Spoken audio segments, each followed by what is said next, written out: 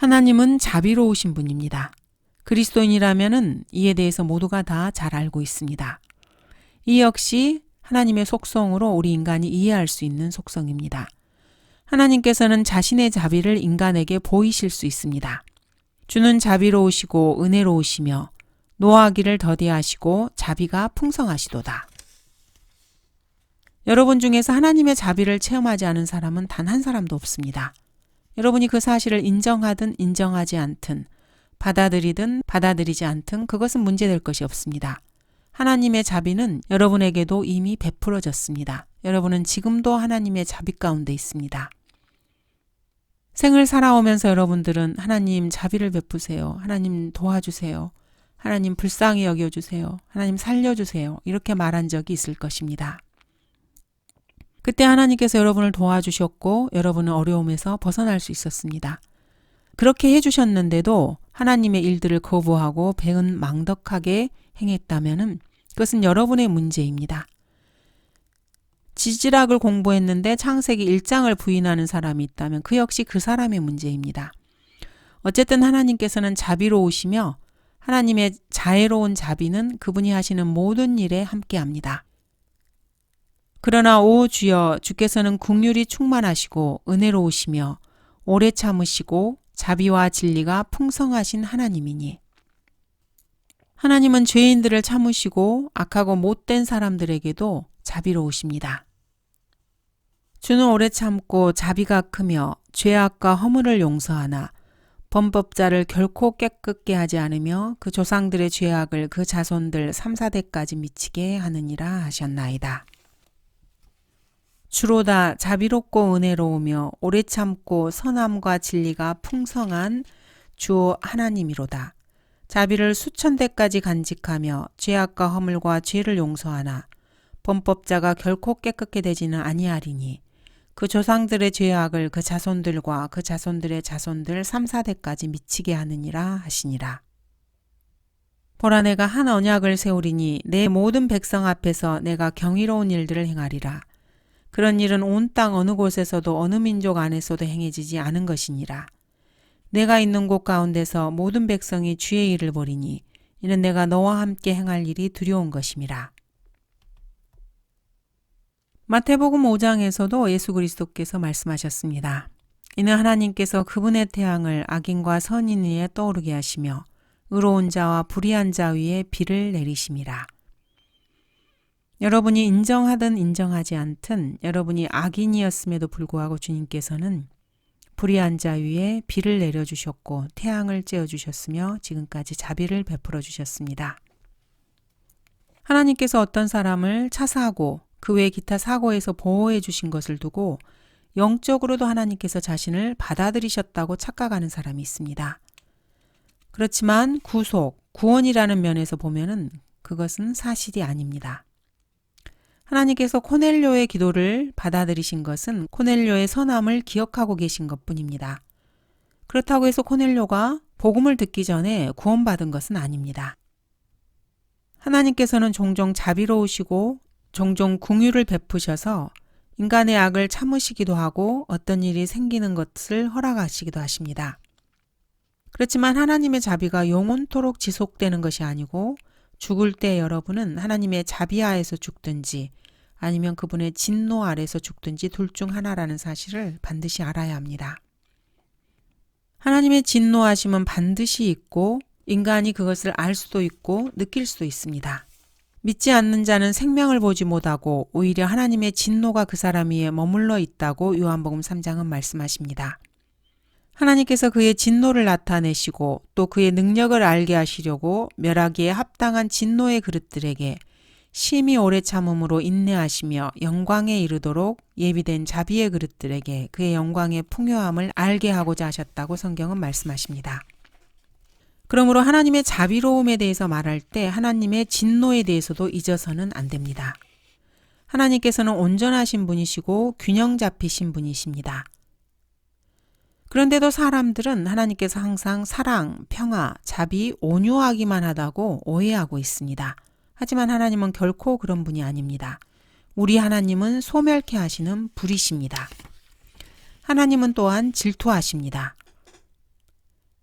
하나님은 질투하시며 주는 복수하시는도다. 주는 복수하시며 진노하시고 주는 그의 대적들에게 안갚음을 하시는도다. 그는 그의 원수들로 인하여 분노를 간직해 두시는도다. 구원받지 못한 사람은 이 사실을 이해하기를 어려워합니다.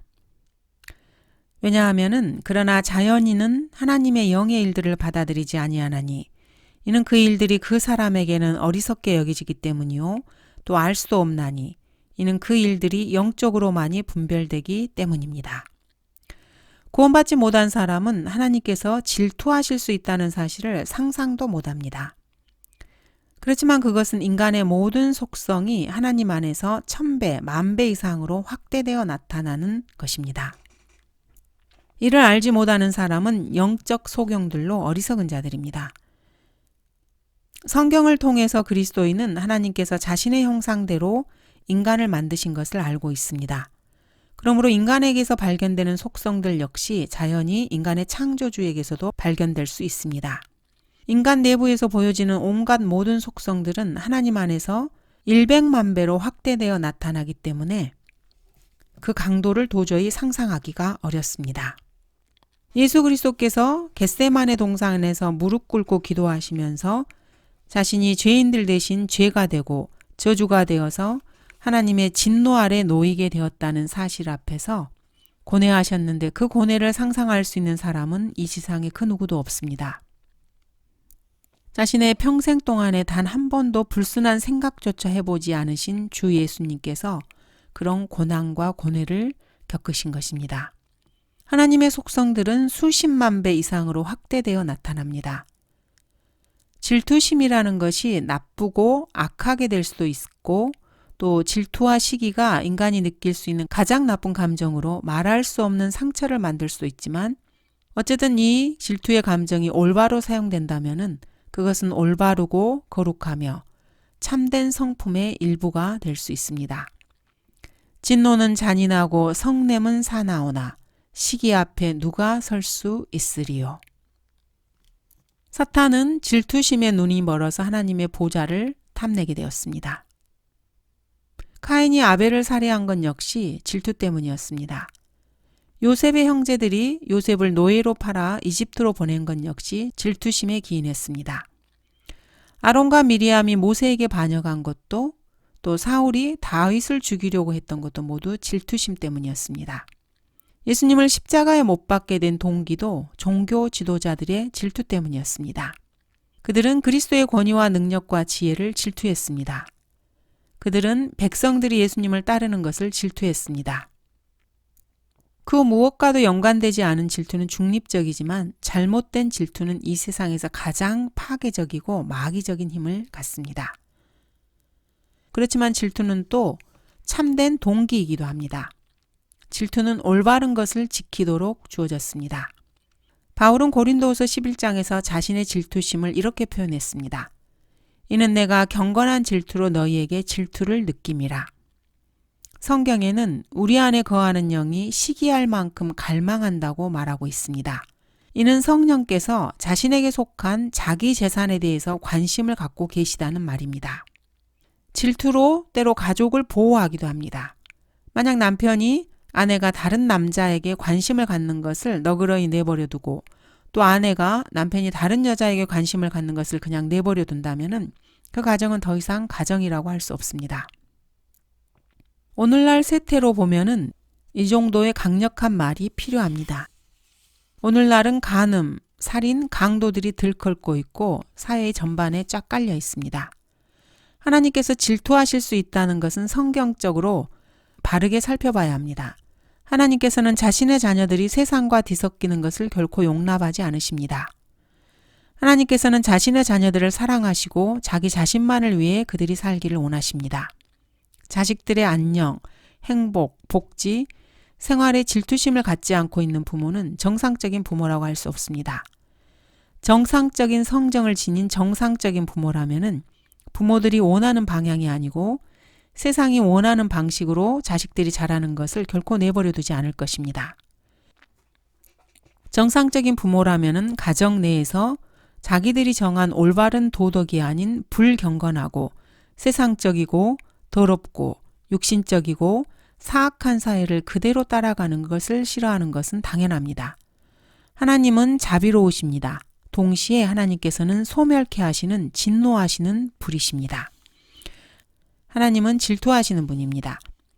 여호수아는 이렇게 말했습니다. 여호수아가 백성에게 말하기를 너희가 주를 섬기지 못하리니 이는 그는 거룩한 하나님이시요 그는 질투하는 하나님이시니 그가 너희 허물과 죄들을 용서하지 아니하시리라. 다음으로 하나님은 사랑이십니다. 이 시대에는 이 사랑의 하나님에 대해서 너무나도 많이 들어서 이제는 지겨울 지경입니다. 조셉 파커라는 사람은 이 시대에 교회를 다니는 사람들에게 하나님은 모든 것을 용납하시는 신으로 제시합니다. 그래서 이들은 요한복음 3장 16절을 읽을 때도 감격의 눈물 한 방울 흘리지 못합니다. 이 시대에는 사실 더 이상 사랑의 신이 필요하지 않은 시대입니다. 핑크빛 미소를 머금은 사랑의 신에게 이 시대에는 완전히 세뇌되어 있어서 심지어 구원받고 거듭난 사람들조차도 하나님께서 죄인들을 죽이지 않을 것이라고 생각할 지경이 되었습니다. 그러나 하나님께서는 죄인들을 매일 죽이십니다.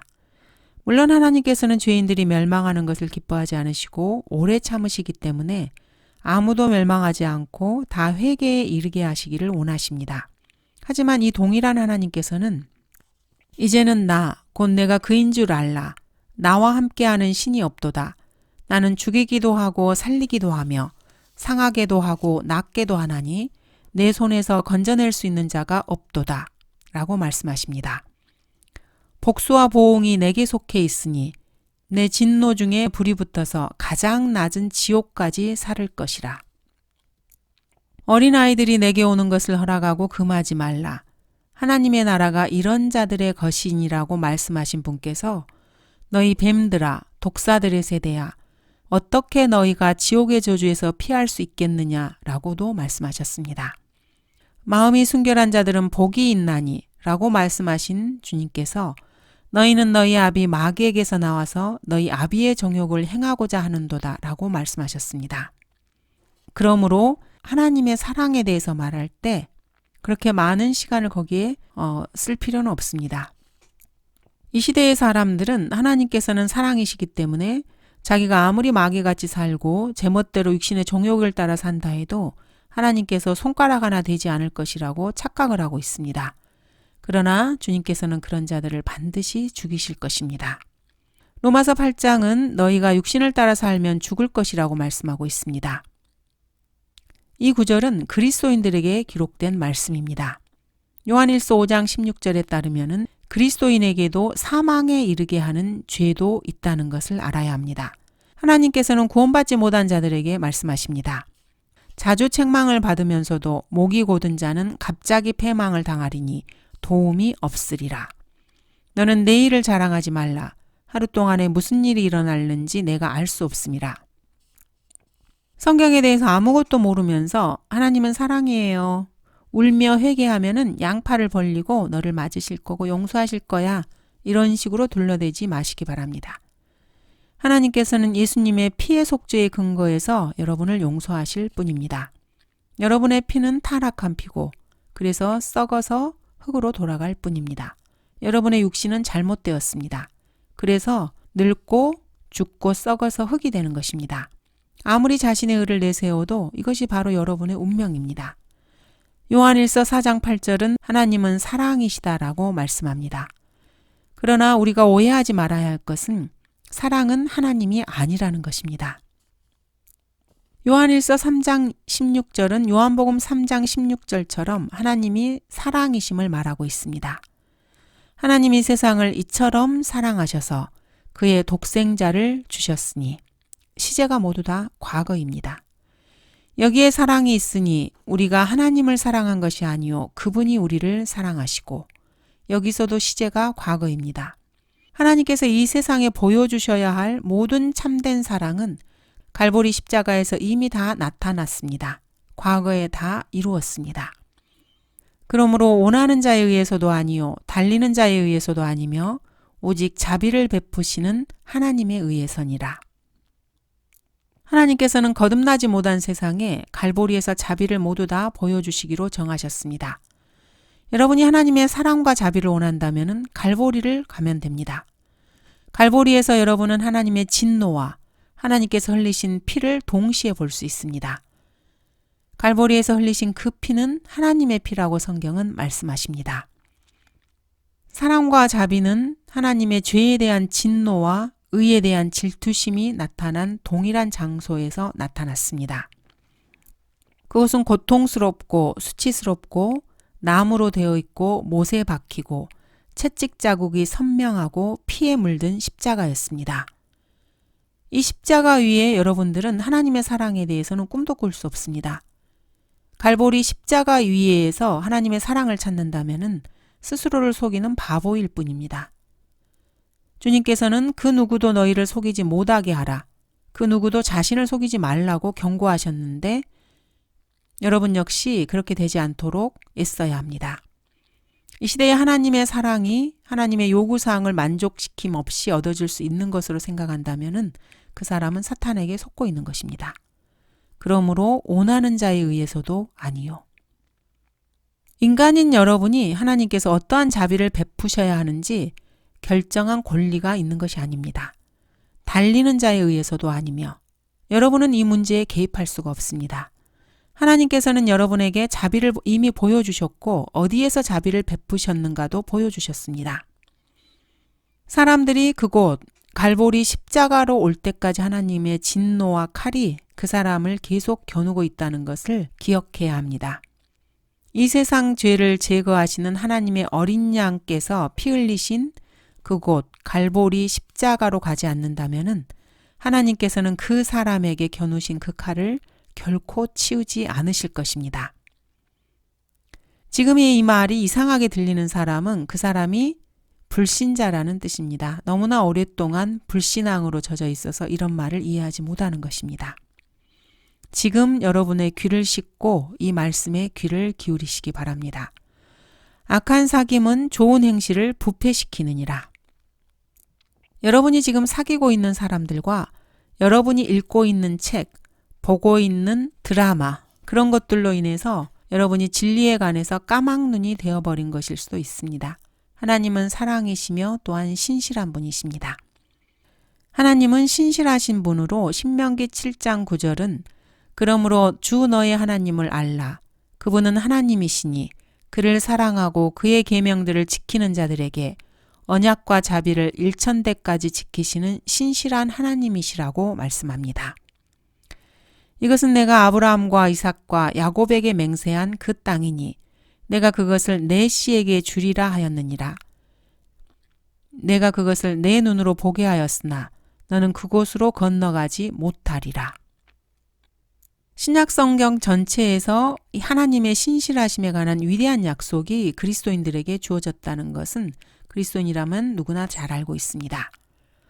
또한 그분께서 너희를 끝까지 확고하게 지키시어 우리 주 예수 그리스도의 날에 책망할 것이 없게 하시리라.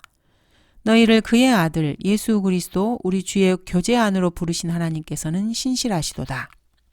우리는 신실하지 못할 수 있지만 감사하게도 하나님은 신실하시고 우리 그리스도인들을 끝까지 확고하게 지키십니다. 우리가 이것을 확신하노니 너희 안에서 선한 일을 시작하신 그분께서 예수 그리스도의 날까지 그 일을 완성하시리라. 그리스도인이라면 하나님의 신실하심에 대해서 알 수 있고 체험도 할 수 있습니다. 그리스도인은 하나님께 약속을 요구함으로써 하나님의 신실하심을 배울 수 있습니다. 즉, 그리스도인이 하나님의 신실하심을 시험할 수 있습니다. 우리가 믿지 아니하여도 그는 항상 신실하시니 그는 스스로를 부인하실 수 없습니다. 참으로 위대한 약속입니다. 이 약속에 따르면은 예수 그리스도를 믿고 구원받아서 거듭나면은 나중에 불가지론자, 회의론자들의 꿰매 넘어가서 스스로 자신의 구원을 의심한다 해도 그 사람의 구원에는 아무런 문제가 없다는 말입니다.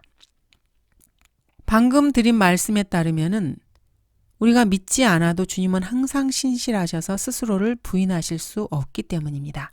여러분이 구원받은 사람이라면은 여러분은 구원받았다는 그 사실, 그 하나로 이미 된 것입니다. 여러분이 거듭났다면 하나님께서는 그리스도의 심판석에서 여러분을 부인하실 수 없을 것입니다.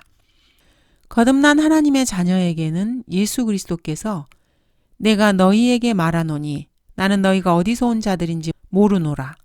불법을 행하는 모든 자들아 내게서 떠나가라고 결코 말씀하실 수 없다는 것입니다. 주님께서는 구원받았다면 여러분을 이미 알고 계시기 때문입니다. 성령께서 그리스도의 몸의 지체로 그리스도 안에 넣은 그 사람, 구원받은 사람을 하나님께서 끄집어내어서 몸 안에서 나오라고 하실 수가 없습니다. 왜냐하면 주님은 스스로를 부인하실 수 없기 때문입니다. 이것이 바로 하나님의 신실하심입니다. 결론적으로 하나님은 동정심이 많으십니다. 이스라엘의 주 하나님이여 주와 같은 하나님은 위로 하늘에도 없고 아래로 땅에도 없사오니 주께서는 주 앞에서 마음을 다하여 행하는 주의 종들과 더불어 언약과 자비를 지키시나이다. 하나님은 참되십니다. 그러나 주는 참 하나님이시며 그는 살아계신 하나님이요 영원한 왕이시라. 그의 진노하심에 땅이 떨며 민족들이 그의 분노를 감당할 수 없게 되리라. 하나님은 썩지 않으십니다. 썩지 아니하는 하나님의 영광을 썩어질 사람의 형상과 새들과 네 발 달린 짐승들과 기어다니는 것들과 같은 형상으로 바꾸었도다. 하나님은 은혜로우십니다. 주께서는 은혜로우시고 의로우시니 정녕 우리 하나님은 자비로우시도다. 하나님은 보이지 않으십니다. 이제 영원하신 왕, 썩지 아니하시고 보이지 아니하시고 홀로 지혜로우신 하나님께 존귀와 영광이 영원 무궁토록 있을지어다. 아멘. 하나님은 정직하십니다. 주는 선하고 정직하시니 그러므로 그가 죄인들에게 그 도를 가르치시리라. 하나님은 온전하십니다. 그러므로 하늘에 계신 너희 아버지께서 온전하신 같이 너희도 온전하라. 결론적으로 말하자면 하나님 같으신 분은 없습니다. 내가 이번에는 나의 모든 재앙을 내 마음과 내 신하들과 내 백성 위에 보내어 너로 하여금 온 땅에 나 같은 이가 없음을 알게 하리니 여수론의 하나님과 같으신 분은 아무도 없도다. 그가 너를 도우시려고 하늘을 타시고 창공에 그의 위엄을 보이시는도다. 우리 그리스도인들의 하나님은 위대하신 하나님이요 만왕의 왕이고 만주의 주시고 모든 이름들 위에 뛰어난 이름을 갖고 계시며 신들 중에 신이고 창조주이시고 구속주이시며 구세주이시고 그러므로 우리 그리스도인들은 주 하나님을 사랑해야 합니다. 그리스도인들은 그분을 경배해야 하고 그분을 두려워해야 하며 섬겨야 합니다. 또한 그분께 순종해야 합니다.